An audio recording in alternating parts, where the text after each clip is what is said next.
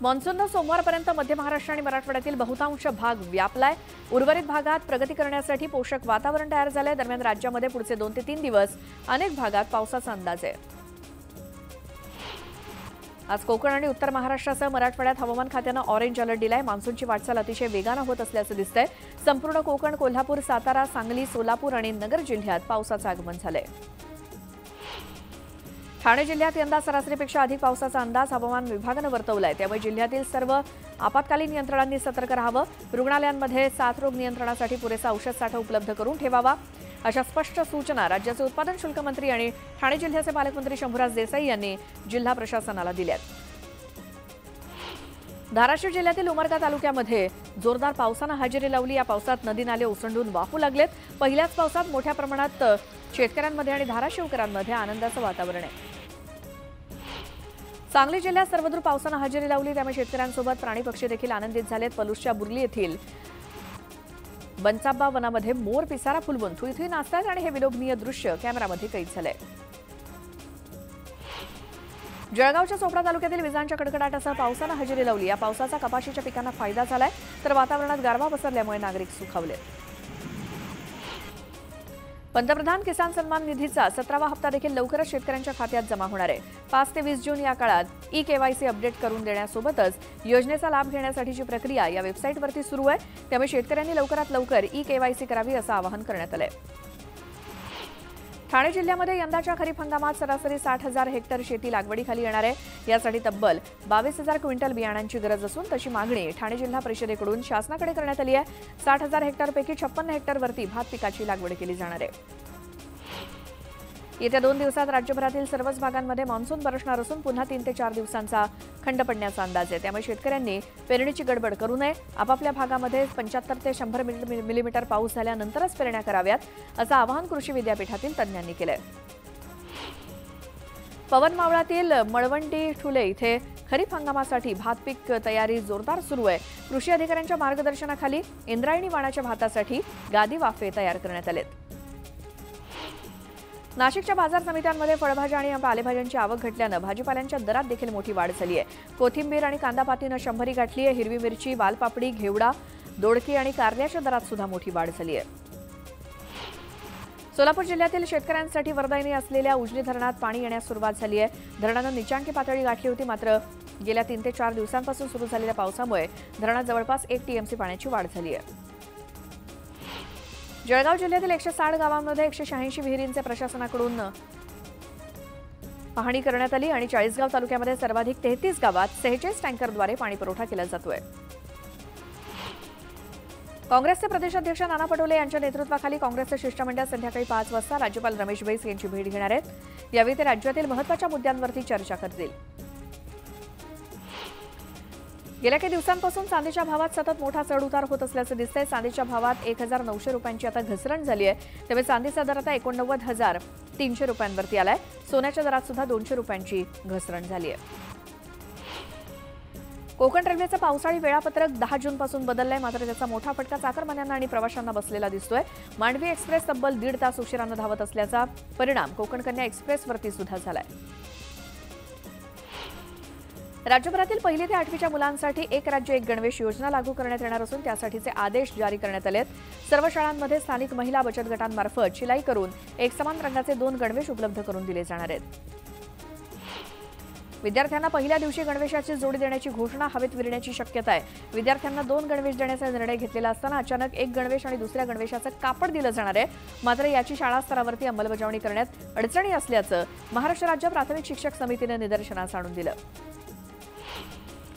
परदेशातून डॉक्टर झालेल्या विद्यार्थ्यांची सवलत रद्द करण्याचा निर्णय नॅशनल मेडिकल कमिशनने घेतलाय। त्यामुळे परदेशातून वैद्यकीय शिक्षण घेतलेल्या विद्यार्थ्यांना भारतातील इंटर्नशिप करता प्रात्यक्षिक आणि क्लिनिकल ट्रेनिंगला पर्याय म्हणून यापुढे ऑनलाईन व्याख्यानं घेतल्याचं प्रमाणपत्र पुढे करता येणार नाही।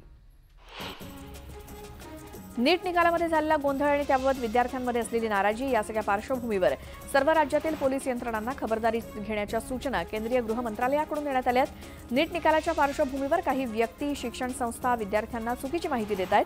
त्यामुळे कायदा आणि सुव्यवस्थेचा प्रश्न उद्भवू नये यासाठी खबरदारी घेण्याच्या सूचना करण्यात आल्या आहेत। पदवीच्या 3 आणि 4 वर्षीय अभ्यासक्रमांच्या प्रथम वर्षाला प्रवेश घेऊ इच्छिणाऱ्या विद्यार्थ्यांसाठी मुंबई विद्यापीठाची प्रवेशपूर्व ऑनलाईन नाव नोंदणीसाठी फक्त एका दिवसाची मुदतवाढ दिली आहे। विद्यार्थ्यांना उद्या म्हणजे 11 जून रोजी आज संध्याकाळी 5 वाजेपर्यंत नाव नोंदणी करता येणार आहे। पीएमपी प्रशासन पुणे महापालिकेच्या शाळेतील इयत्ता 5वी ते 12वीच्या विद्यार्थ्यांना 100% अनुदानित मोफत, तर पुणे महापालिका हद्दीतील खासगी शाळेतील इयत्ता 5वी ते 10वीच्या विद्यार्थ्यांना 75% अनुदानित मोफत बस प्रवास पास देण्यात येणार आहे। त्यामुळे विद्यार्थ्यांना मोठा दिलासा मिळणार आहे। राज्यातील 1750 गृहनिर्माण प्रकल्पांची नोंदणी महारेरानं स्थगित केली असून आणखी 1137 प्रकल्पांवरती कारवाई सुरू करण्यात आली आहे। स्थगित केलेल्या प्रकल्पामध्ये मुंबईतील 761 तर पुण्यातील 628 प्रकल्पांचा समावेश आहे। कुलाबा ते सिप्स मेट्रो 3च्या आरे ते बीकेसी या पहिल्या टप्प्यातील मार्गिकेच्या तपासणीला सुरुवात करण्यात आली आहे। त्यामुळे येत्या 1.5 ते 2 महिन्यात ही मार्गिका मुंबईकरांच्या सेवेत दाखल होण्याची शक्यता आहे। महानगरपालिकेच्या महत्वाकांक्षी अशा मुंबई किनारी रस्ता प्रकल्पातील बहुप्रतीक्षित दुसरा बोगदा अखेर वाहतुकीसाठी खुला झालाय। या बोगद्यामुळे मरीन ड्राईव्ह ते हजी अलीपर्यंतची उत्तर मार्गिका सुरू झाल्यानं प्रवाशांना मोठा दिलासा मिळालाय। प्रकल्पातील उर्वरित कामं पूर्ण करण्यासाठी शनिवारी आणि रविवारी या मार्गावरती वाहतुकीस बंदी असेल। भिवंडी शहरामध्ये 1311 इमारती धोकादायक आणि अति धोकादायक असल्याची माहिती मनपा प्रशासनानं दिली आहे। यात सुमारे 3000 कुटुंबातील 15000 नागरिक जीव मुठीत घेऊन वास्तव्य करत असल्याचं समोर आलंय। महापालिकेच्या सुरक्षा दलाच्या आस्थापना अनुसूचीवरती सुरक्षा रक्षकांची एकूण 3809 पदं असून त्यातील सुमारे 1984 पदं रिक्त आहेत। तसंच सुमारे 150 सुरक्षा रक्षकांना शहर आपत्ती प्रतिसाद पथकात कर्तव्य बजावण्याचे आदेश देण्यात आलेत। या व्यतिरिक्त जबाबदारी आणि रिक्त पदांमुळे सुरक्षा दलातील कार्यरत सुरक्षा रक्षकांवरती कामाचा ताण प्रचंड वाढलाय। त्यामुळे रिक्त पदं तत्काळ भरण्याची मागणी होतीये। मुंबईसह राज्यभरातून स्मार्ट मीटरला विरोध केला जात असतानाच महावितरण स्मार्ट मीटर लावण्यावरती ठाम आहे। राज्यभरात 2,41,92,399 स्मार्ट मीटर्स बसवली जाणार आहेत।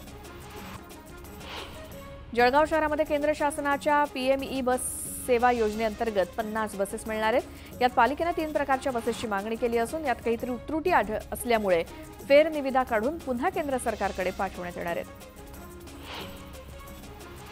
मुंबई महानगरपालिकेअंतर्गत कार्यरत असलेल्या 2000 आशा सेविकांनी आजपासून बेमुदत आंदोलन सुरू करण्याचा निर्णय घेतलाय। विविध प्रलंबित मागण्यांसाठी हे आंदोलन असेल। जळगावातील गोशाळा मालक आक्रमक झालेत। गोशाळेतील गोवंशाला चारा अनुदान देण्यात यावं, तसंच गोसेवा आयोगाला कर्मचारी आणि इतर अधिकारी द्यावेत अशी मागणी केली जाते। यावेळी महासंघाच्या वतीनं जोरदार घोषणाबाजी करून निदर्शनं करण्यात आली। एक मोठी बातमी येते। बापानं पोटच्या मुलीला जमिनीवरती आपटलं आणि मुलीचा जागीच मृत्यू झालाय। उरण पोलीस ठाण्यामध्ये गुन्हा दाखल झालाय। आपल्या आईच्या कुशीत वसलेल्या 5 महिन्यांच्या बाळाला जन्मदात्या बापानं हिसकावून घेऊन जमिनीवरती आपटल्याची धक्कादायक घटना बोकडविरा ग्रामपंचायत हद्दीमध्ये रविवारी घडली। नराधम बापाला उरण पोलिसांनी ताब्यात घेऊन गुन्हा दाखल केलाय। रविवारी दुपारी भांडण झाल्यानंतर अमृता ठाकूर हिनं आपल्या 5 महिन्यांच्या रोहीला घेऊन शेजारी राहत असलेल्या नातेवाईकांचं घर गाठलं। मात्र अंगात भूत संचारलेल्या खुशीराम ठाकूरनं अमृताच्या मागे मागे जाऊन मुलगी घेण्यावरून भांडण सुरू केलं आणि तान्ह्या बाळाला आईच्या ताब्यातून हिसकावून घेऊन जमिनीवरती आपटलं। या घटनेत रुही या 5 महिन्यांच्या बाळाच्या डोक्याला गंभीर दुखापत झाल्यानं तिचा मृत्यू झालाय। अधिक माहितीसाठी जाऊयात। आमचे प्रतिनिधी प्रमोद पाटील आपल्या सोबत आहेत। प्रमोद, अतिशय भयानक अशी घटना म्हणावी लागेल, काय संपूर्ण प्रकार? खरंच ज्या पद्धतीने ही जी घटना घडलेली आहे या घटनेची संपूर्ण उरण परिसरामध्ये हळहळ व्यक्त केली जाते। रविवारच्या संदर्भातली ही घटना आहे आणि बोकडविरा परिसरातली ही घटना आहे। ज्या पद्धतीनं दोघांमध्ये म्हणजे नवरा बायकोंमध्ये पती आणि पत्नीमध्ये जी भांडणं सुरू झाली त्या भांडण्यावरून तो भांडण शांत व्हावं म्हणून जी महिला होती, जी पत्नी होती, ती बाजूच्या शेजारच्या घरामध्ये भांडण बंद होईल म्हणून बसण्यासाठी गेली। मात्र तरीही जो नवरा होता, जो पती होता, त्याचा हट्ट होता आणि तो तिच्या पाठीमागून गेला आणि म्हणाला की माझ्या बाळाला माझ्याकडे दे। आईने देण्यास नकार दिला। त्या रागाच्या भरात त्या नराधमानं 5 महिन्याच्या बाळकाला हातातून ओढून घेतलं आणि त्याच रागाच्या भरामध्ये तिला आपटलं। दुर्दैवानं तिचा मृत्यू झाला। उरण पोलिसांनी त्याला ताब्यात घेतलेला आहे आणि जो पुढील जे काही गुन्हा जो दाखल करण्याचा जे काही सुरू आहे त्या पद्धतीनं आता पोलीस या संपूर्ण प्रकरणाचा तपास करतात। मात्र जी दुर्दैवी घटना घडली, आई वडील कधी कधी बाळ नाही म्हणून आयुष्य वेचतात आणि अशा वेळेला एका 5 महिन्याच्या बाळाला त्याने जमिनीवर आपटून तिचा दुर्दैव अंत केला। खरंच हा नराधम बाप आता पोलिसांच्या जरी ताब्यात असला तरी दुर्दैवाने परी मात्र या दुनियेमध्ये नाही, इतकंच म्हणावं लागेल। बरोबर आहे. धन्यवाद प्रमोद या माहितीसाठी.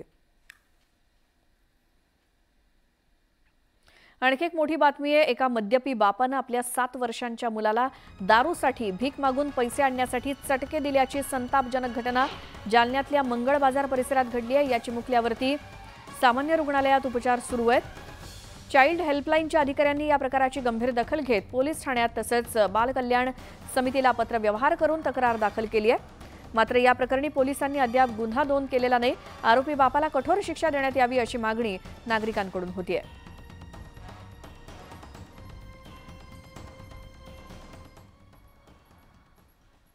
आता पुन्हा पाहूयात बातमी 36 जिल्ह्यांची. नागपूर विमानतळावरती सीमा शुल्क विभागाच्या एअर इंटेलिजन्स युनिट आणि एअर कस्टम्स युनिटनं कारवाई केली. सोनं तस्करीच्या प्रकरणामध्ये 2 प्रवाशांना अटक करण्यात आली असून प्रत्येकी 100 ग्रॅम सोन्याचे बिस्किट्स आणि अनेक महागडे मोबाईल्स जप्त करण्यात आले. जळगावात शेअर ट्रेडिंगच्या माध्यमातून अधिकचा नफा मिळवून देतो असं आमिष दाखवत एका अभियंत्याची 26,74,000ची ऑनलाईन फसवणूक करण्यात आली. या प्रकरणी जळगाव सायबर पोलिसात 2 जणांविरोधात गुन्हा दाखल झाला. पालघरमधील एक धक्कादायक घटना समोर येते. लग्न करण्याच्या वादातून 21 वर्षीय प्रियकरानं 19 वर्षीय प्रेयसीच्या डोक्यात दगड घालून तिची निर्घृण हत्या केली. हत्या केल्यानंतर तरुण फरार झाला होता. या प्रकरणी पोलिसात गुन्हा दाखल झाल्यानंतर पोलिसांनी तरुणाला अटक केली आहे. भिवंडीतल्या सरावलीमध्ये एका कारखान्याला भीषण आग लागली. आगीची माहिती मिळताच अग्निशमन दलाचे जवान घटनास्थळी पोहोचलेत. आगीवर नियंत्रण मिळवण्याचे प्रयत्न सुरू आहेत. सुदैवाने यात कोणतीही जीवितहानी नाही. मात्र कारखान्याचं मोठं नुकसान झालंय. आगीचं कारण अद्याप अस्पष्ट आहे. अहमदनगरमध्ये राष्ट्रवादी शरद पवार गटानं राष्ट्रवादीचा वर्धापन दिन साजरा केला. यावेळी शरद पवारांनी मोदींवर चांगलीच टीका केली. काहींनी मला भटकती आत्मा म्हटलं, पण मी भटकती आत्मा नसून कायम आत्मा आहे आणि तुम्हाला सोडणार नाही असा टोला पवारांनी लगावला. तसंच मोदींनी रामाच्या नावाचं राजकारण केलं आणि अयोध्येतील लोकांनी त्यांना नाकारलं अशी देखील टीका शरद पवारांनी केली.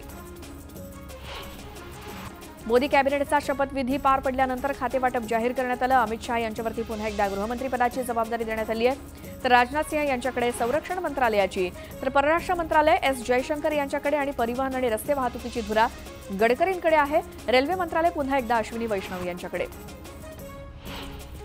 मोदींच्या मंत्रिमंडळ बैठकीत पहिला मोठा निर्णय घेण्यात आला. पीएम आवास योजनेअंतर्गत आणखी 3 कोटी घरांचं वाटप केलं जाणार आहे. नव्या घरात टॉयलेटसह एलपीजी गॅस आणि पाणी कनेक्शन आणि वीज कनेक्शन उपलब्ध असेल. ग्रामीण तसंच शहरी भागात ही घरं तयार केली जाणार आहेत. लोकसभा निवडणुकीत संघाच्या बाबतीत चुकीचा प्रचार केला असं परखड मत सरसंघचालक मोहन भागवत यांनी व्यक्त केलं. तसंच निवडणुकीमध्ये मर्यादा सोडून प्रचार केल्याचा आरोप त्यांनी केला. संघ निवडणूक निकालात पडत नाही, तसंच संघ निवडणुकांवरती सुद्धा चर्चा करत नाही. सहमती बनवून पुढे जाण्याची आमची परंपरा असल्याचं त्यांनी म्हटलं. तर मणिपूर हिंसाचारावरती पहिल्यांदाच संघाकडून प्रतिक्रिया देण्यात आली. मुख्यमंत्री एकनाथ शिंदे यांच्या अध्यक्षतेखाली शिवसेनेच्या सर्व आमदारांची वर्षा निवासस्थानी बैठक पार पडली. या बैठकीला सर्व आमदार उपस्थित होते. 3 गैरहजर आमदारांनी पक्ष नेतृत्वाला पूर्वकल्पना दिल्याची माहिती मिळाली आणि या बैठकीत विधानसभा निवडणुकीची रणनीती ठरवण्यात आली. आमच्या विरोधात नरेटिव्ह तयार करण्यात आलं, त्यामुळे आम्हाला विशिष्ट समाजानं मतं दिली नाहीत असं विश्लेषण फडणवीसांनी केलं होतं. पण त्यांना मतं न देणारे शेतकरी होते असं वक्तव्य अमोल कोल्हेंनी केलं. राष्ट्रवादीच्या वर्धापन दिनाच्या सोहळ्यात ते बोलत होते. कुणाचाही नाद करा, पण पवार साहेबांचा नाद करू नका, कारण त्यांचा नाद केला की ते भल्या भल्यांना घरी पाठवत असतात अशा शब्दात नवनिर्वाचित खासदार निलेश लंकेंनी विखेंना जोरदार टोला लगावला. Pawar is equal to power असं इंग्रजीतून डायलॉग मारून लंकेंनी राष्ट्रवादीच्या वर्धापन दिनाची सभा गाजवली.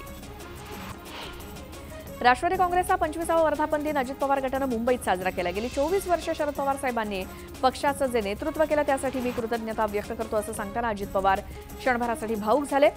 आपण जरी महायुतीत असलो तरी फुले शाहू आंबेडकर यांची विचारधारा सोडलेली नाही असं देखील अजित पवारांनी म्हटलं.